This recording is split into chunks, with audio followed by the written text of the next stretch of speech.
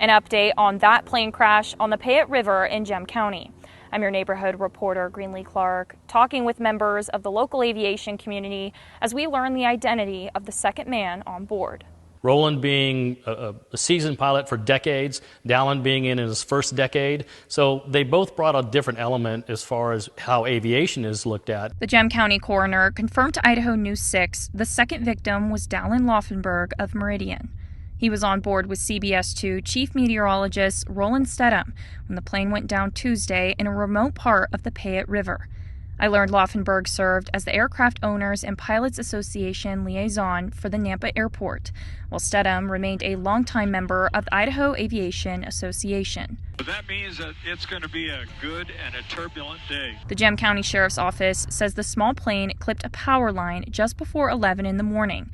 Several people commented on our story online asking about aerial markers in that area.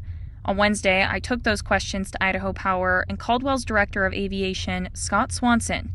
He says FAA standards require structures over 200 feet high to have some type of lighting or markers. The only time they will not is if the FAA has determined it's not going to be a hazard if it's not marked. But that's very few and far between. Idaho Power telling me the power lines over Black Canyon complied with current FAA requirements since they are less than 200 feet tall.